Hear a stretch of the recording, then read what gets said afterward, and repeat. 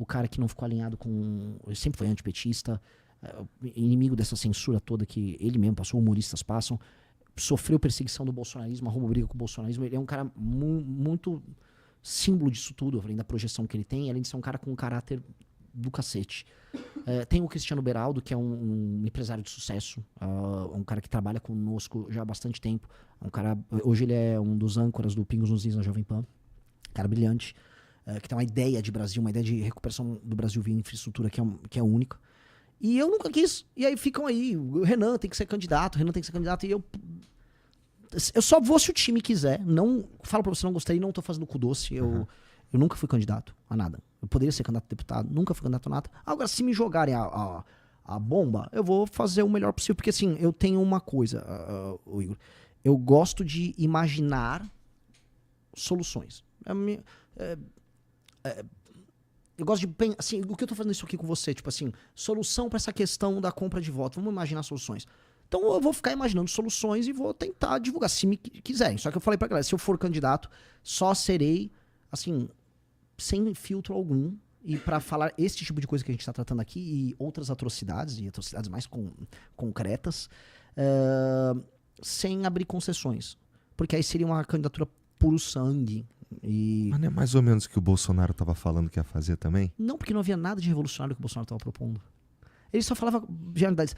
Esse Brasil, se tirar esses ladrão daí, vai ficar muito melhor. Tá, mas o que isso significa? Tira esses comunistas. Tá, qual pra...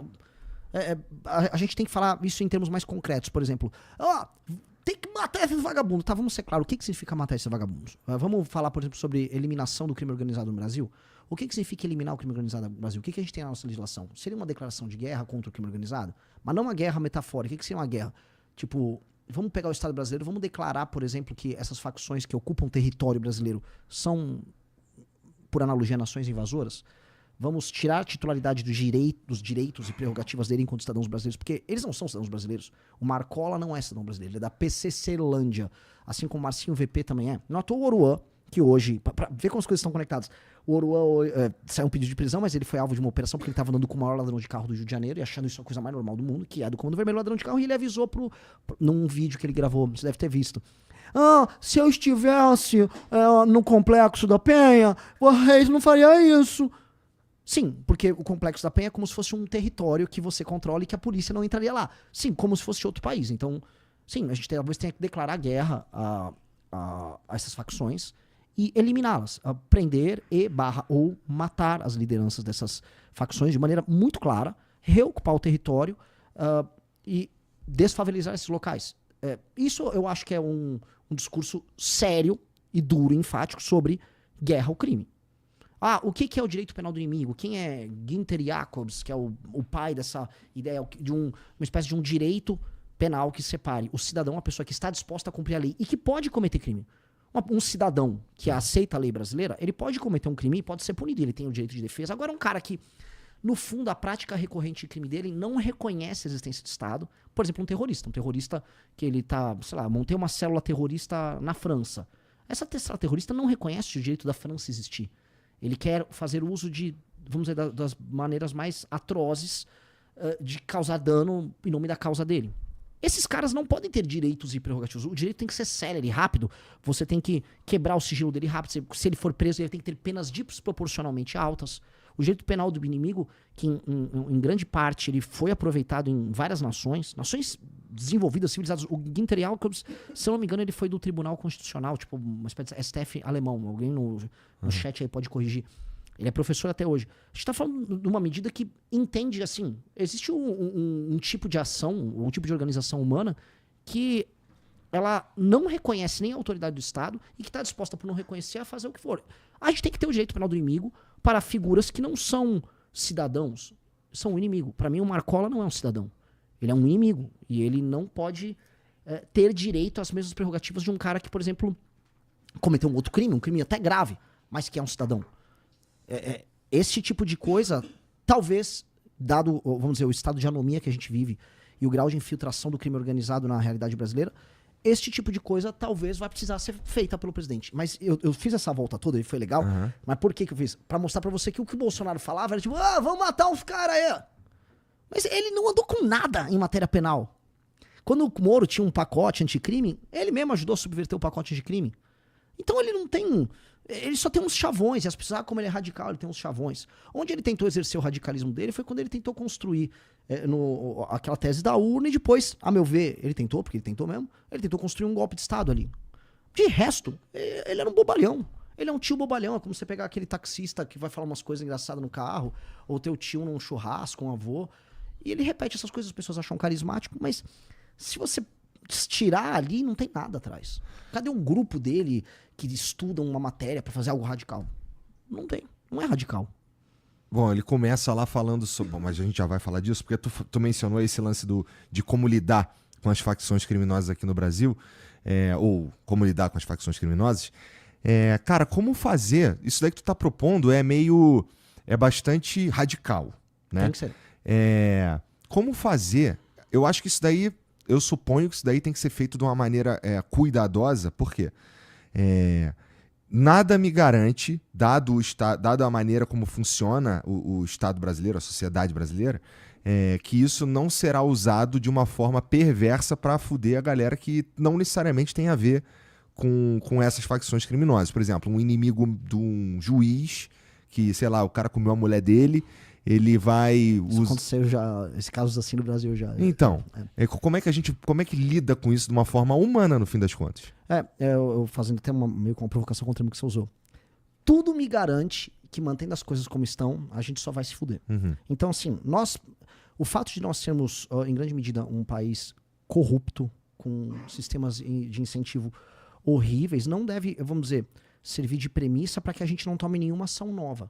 Porque senão a gente vai apenas aceitar as coisas como elas são. Mas não tem uma ordem ideal pra gente ir fazendo as transformações? A gente pode, assim, você pode apontar numa determinada direção, você pode usar um princípio como prudência, só que a forma como as coisas estão, vamos dizer, a forma como as coisas estão formadas é meio feio dizer, mas a forma como as coisas se dão no Brasil, né, a gente empurra com a barriga os problemas todos e não toma ação nenhuma.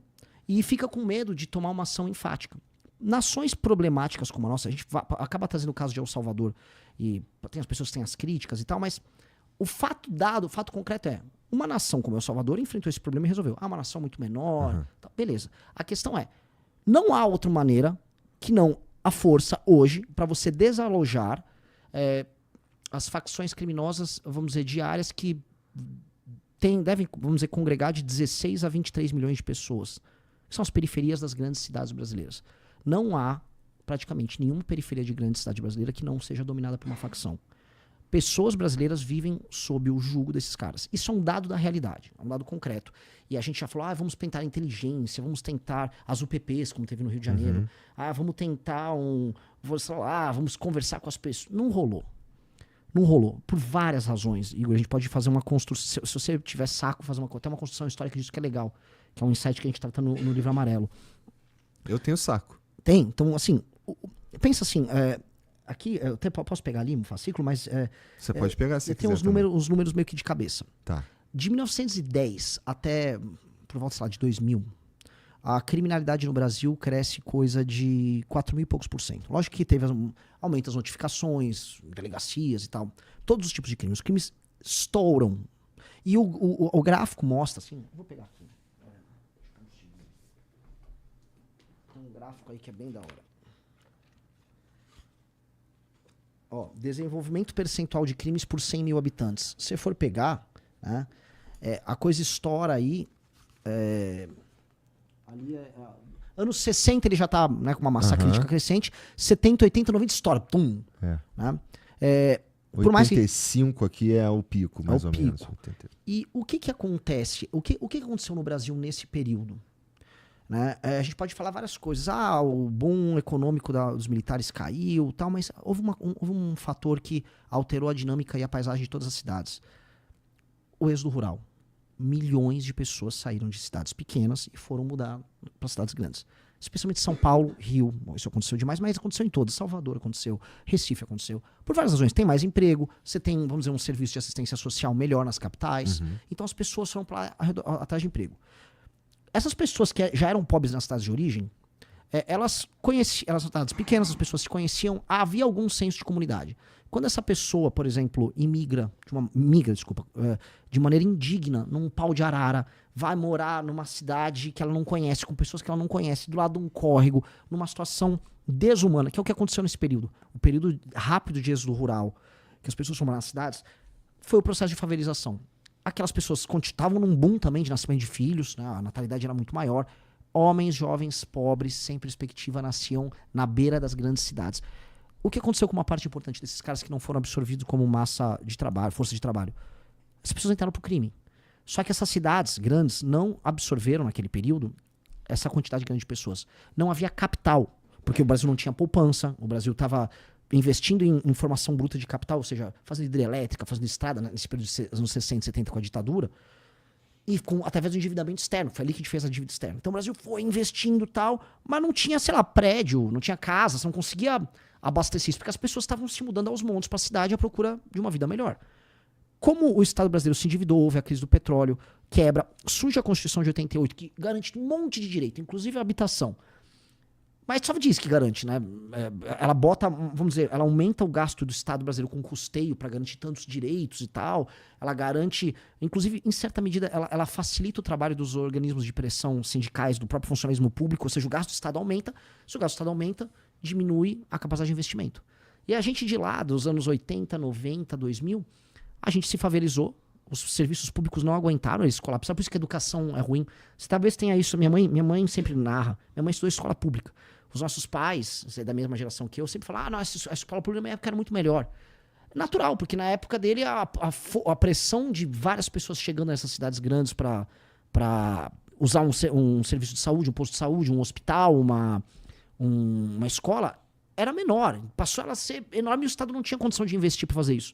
Então o Brasil colapsa, as cidades brasileiras colapsam, viram, vamos dizer, essa paisagem urbana muito feia. Se a gente olhar direito, a maior parte das cidades brasileiras, salvo algumas exceções, as grandes, elas são feias, são casas mal construídas, a infraestrutura urbana é feia, muito favelizados. E o crime se estabelece ali, e o Estado não conseguia enfrentar o crime.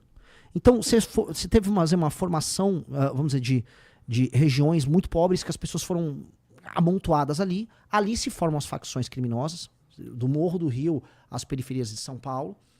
Essas facções criminosas se organizam. Estão falando assim de praticamente um país inteiro governado por esses caras, dezenas de milhões de pessoas.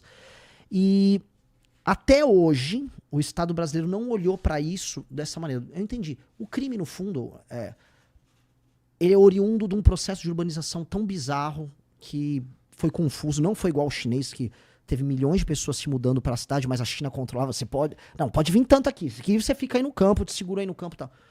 Que até agora nós não resolvemos esse problema. E é um problema sistêmico gigante. Então a violência que a gente vê, as datas batem, o processo histórico bate. A violência é fruto disso. E a gente tem que olhar para essas periferias e olhar para elas assim, como eu vou gerar renda, como eu dou dignidade, como o organismo social favela e periferia tem que ser desconstruído, como esse homem jovem vai ser inserido na nossa economia, como vai ter perspectiva, como eu vou selecionar os melhores para que eles vão estudar em outros lugares, fazer a economia crescer, criar bons exemplos. E eu desconstruí uma ideia até quase de guerra de classe que a gente tem entre as cidades, que a gente tem cidades diferentes, né? Quem está num bairro mais central em São Paulo não é igual quem mora na periferia. Para isso acontecer hoje, nós vamos ter que corrigir um erro que houve nesse processo. Qual foi o erro? Nesse processo de favelização que a gente estava descrevendo, que estoura mesmo, 60, 70, 80, 90, houve uma ocupação política. O Estado não chegou lá. Quem chegou? Quem se auto-organizou? O tráfico. O tráfico, as facções, as gangues. Nós vamos ter que tomar esse território desses caras. Então a guerra é necessária porque é uma guerra quase que de libertação e também um compromisso que o Estado tem que ter em reocupar uma área que pertence ao Estado brasileiro, porque é a obrigação do Estado brasileiro exercer soberania sobre o seu próprio território, e também levar dignidade para essas pessoas, que não adianta igual foi o PP no Rio, ocupei, botei uma bandeira e fez o quê? Nada. O tráfico se restabelece logo em seguida. Então, isso é um papo geracional. Eu tô falando em a gente reconstruir um país, isso teria que ter um pacto de vários governos, meio que concordar com o diagnóstico, falar, ok, esse é o diagnóstico, temos que concordar com a solução, vamos urbanizar isso aqui, vamos levar a dignidade, vamos inserir essas pessoas economicamente. Mas tudo começa por destruir o crime. Não há. O nível de, vamos dizer, infiltração do crime, não só na economia, mas na política brasileira, cruzou qualquer nível. A gente viu agora recentemente uma ONG ligada ao PCC convidou membros do governo Lula, eles foram lá numa favela que estava tendo uma desocupação no centro de São Paulo, e eles ficavam lá negociando com os caras do PCC. Tinha a dama do tráfico, ela levava a gente tanto do PCC quanto do Comando Vermelho para se reunir com órgãos do governo federal e com membros do parlamento. Tipo, tá rolando. Agora, tinha um filme que chama O Grito, bancado e tocado por uma ONG ligada ao PCC, com participação de gente do Comando Vermelho, PCC, o Luan participa, o Marcinho VP participa, se eu não me engano. A turma do Marcola também participa. Foi quase uma joint venture para fazer um filme do PCC com o Comando Vermelho. Tava na Netflix. Isso tá rolando. Então, qualquer lugar sério falaria, ok, eu preciso retomar esse território. E a gente vai precisar fazer isso. A gente vai precisar levar a discussão para esses termos. Mas teremos consequências ruins? Eu acho que teremos muitas vezes, porque nada é perfeito e ainda mais num estado complicado como o brasileiro, é imperfeito. Agora, é muito mais trágico do jeito que tá. No Brasil, todo dia morrem dezenas de pessoas por homicídio, e boa parte desses homicídios são guerras entre facções, e se não guerras de facções, pessoas vítimas de faccionados. Logo, assim, a gente já tá vivendo consequências bem nefastas todos os dias. Provavelmente, desde o momento que começou o podcast, já morreu 1 ou 2 pessoas em algum lugar do Brasil por causa dessa guerra. E vai. Logo, assim, que medo a gente tem que ter, além de não entregar algo pior do que já tá. Porque não tem como ser pior do que já tá. E a gente postergou tanto a solução, que meio que a gente só vai resolver sendo muito duro e muito radical. Então o que a gente tá propondo é muito duro e muito radical, porque é como uma quimioterapia, né? Se você não fizer, beleza. Faz igual o Steve Jobs, que eu tomando suco de cenoura quando eu tava com câncer no pâncreas. A gente tá tomando suco de cenoura imaginando que vai vir uma cura mística que não veio. Entendi. E a gente... isso daí passa também por uma pena de morte no Brasil, por exemplo?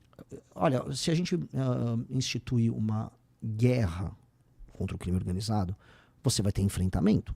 Enfrentamento, se o cara não se render, ele vai trocar tiro, ele pode virar óbito. Consequência disso. Num contexto de guerra, em que os inimigos, vamos dizer, uma tropa de faccionados resolve trocar tiro com a polícia, eles vão ser prisioneiros de guerra. Aí tem que pegar a legislação nossa sobre isso. O presidente da República tem que entrar, olha, quero organizar isso, uma guerra, um enfrentamento, o Estado brasileiro vai participar disso, as forças policiais vão participar, as forças armadas vão participar, e vamos vencer essa guerra. Haverá baixas, e haverá mortes do outro lado, sim. Agora, tudo com o intuito de preservação dos direitos humanos mais profundos e básicos, especialmente dos moradores das vítimas. Por exemplo, um cara que vive no morro do Rio de Janeiro sob o jugo do Comando Vermelho. Esse cara, acima de tudo, é um cara que não tem o direito humano dele respeitado. O cara que tá atirando lá, trocando tiro com a polícia, esse cara eventualmente vai morrer. E é do jogo. Agora, se o Estado brasileiro nunca adotou uma postura sistêmica de enfrentamento, tratando esse assunto como guerra. O poder de dissuasão que vai ter nesses caras é tão grande que eu acho que assim, a guerra não será tão cavalar quanto se imagina. Eu acho que sim, o Estado brasileiro tem todas as condições de vencer isso. Vencendo essa guerra, aí entra uma responsabilidade que o Estado brasileiro nunca teve, que é ir nessas regiões do Brasil e olhar para essas 20 milhões de pessoas e falar, tá na hora do Brasil ter um plano para esses caras. A gente tem que olhar para aquela periferia, aquele arranjo favela. O que é o arranjo favela? Casas amontoadas, inexistência de saneamento básico, inexistência de propriedade. O cara não tem o título de propriedade da casa dele. Foi uma invasão. Tá, o cara tá 20 anos aqui lá, 30 anos. Vamos dar título de propriedade, porque o cara eventualmente possa, com o título de propriedade, pegar um crédito no banco para fazer uma reforma na casa dele ou abrir um negócio. Vamos... Como é que se diz? Aquela paisagem da favela em que você tem mini becos, às vezes vai ter que pegar uns pedaços lá, vai cavar, fazer avenida, abre espaço, reloca algumas pessoas, constrói prédio. Outros tem que ter um plano de urbanização e adequação das casas, porque uma casa que às vezes não tem banheiro, não tem janela, vai ter que ter banheiro, tem janela, a fiação que está exposta vai ter que ser cuidada, vai ter que ter saneamento básico. O Estado vai ter que olhar isso, vai ter que ter escola boa lá, vai ter que ter um foco muito grande de ter escola boa, até porque o imaginário daquela pessoa, daquele menino que, por exemplo, vê o tráfico como uma possibilidade, tem que ser destruído. Então o imaginário, por exemplo, por isso que a gente tem muita briga com esse negócio de Jorua, porque foi criado um imaginário em que a hierarquia social daquela comunidade se dá através do sistema de valores do tráfico, que eu tenho as armas novinhas, vai dar pra mim, eu tenho muito, sei lá, tenho ouro, eu assaltei lá na pista e depois... Não, peraí, cara. É isso que... Isso é um sistema ideológico que justifica uma relação social que tem ali. Isso tem que ser desconstruído.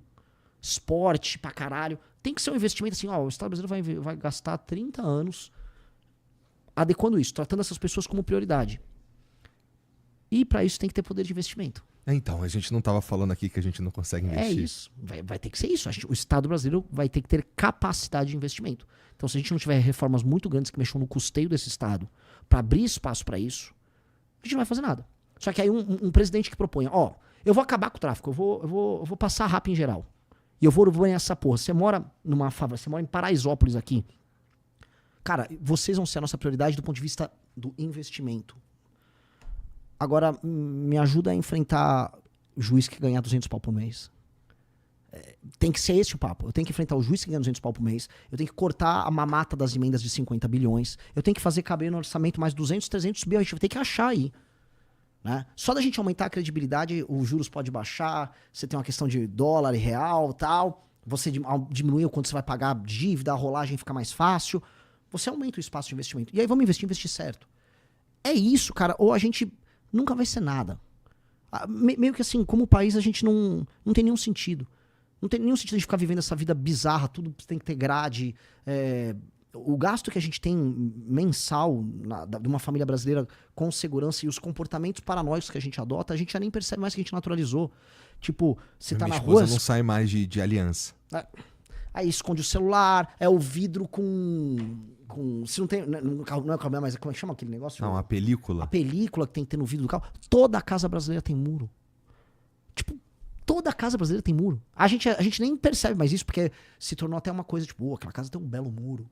Porra, por que tem a porra do muro? Por que tem aquelas janelas de aço que tem que ter um gradil para um cara não invadir ali? Então, vamos dizer, quanto do nosso dia e quanto do nosso orçamento a gente não gasta para se proteger de um crime? Ou seja, quanto do nosso PIB não é perdido, ou quanto de produtividade a gente não perde simplesmente com medo de ser roubado? A gente já nem se dá conta disso. E isso não é vida. Isso não é vida. Assim como o cara que é um entregador ou um cara que é Uber, que ganha pouco e rala pra caramba, olha no fim do mês e olha no fim de 2 anos de trabalho e fala, isso não é vida.